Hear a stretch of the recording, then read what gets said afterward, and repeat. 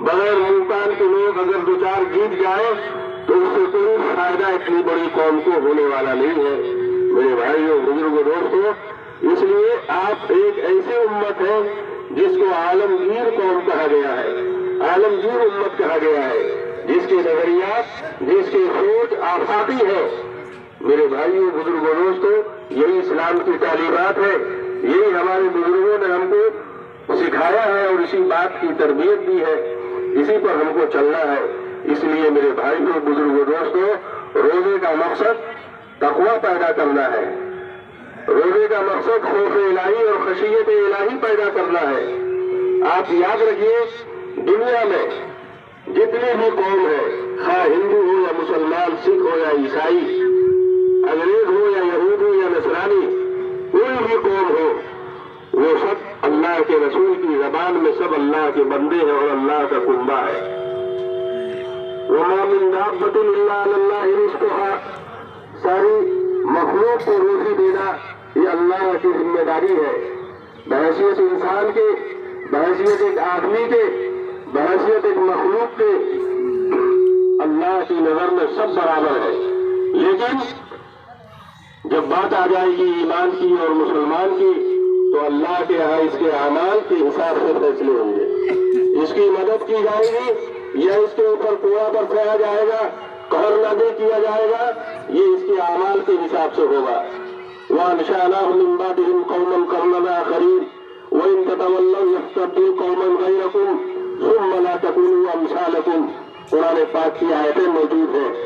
आज मुट्ठी भर यहूदी और 32 दांत के बीच में एक छोटा सा ममलिकत इसराइल और तकरीबन 3 महीने से गजा के और फलस्तीन के बेकसूर मुसलमानों को लुक़्मे तल बनाए हुआ है, अपने जुल्म और जबर का निशाना बनाए हुए हैं।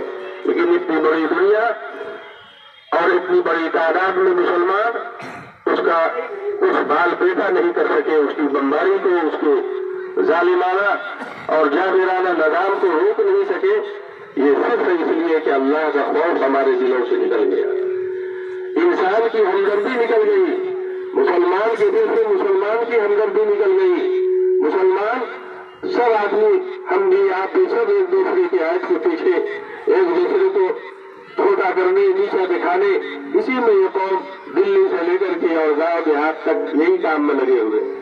मेरे भाइयों बुजुर्गों दोस्तों, अनेक खुदाओं को मानने वाले लोग, अनेक खुदाओं को, लाखों करोड़ों भगवानों को, माबूदों को मानने वाले लोग, आज वो एक प्लेटफार्म पर है और जिसके पास एक खुदा है, एक किताब है, एक नबी है, एक शरीयत है, निजाम चलाने का एक मंसूर है, वो दुनिया के मुख्तलिफ खानों में, मुख्तलिफ गिरोहों में बटे हुए हैं। इसलिए हमारी और आपकी जिम्मेदारी बनती है कि हम ईदगाह के इस इज्तिमा से, जुमे के इज्तिमा से, मुख्तलिफ मौके पर मुसलमानों की बड़ी बड़ी इस तरह की जो मजलिसें होती है, इससे हम ये सबक हासिल करें कि हम जो है आपस में मुत्तहिद रहे, हम अल्लाह के कानून पर चाहे भी चाहे या न चाहे, हम हमेशा चलने के लिए तैयार रहे।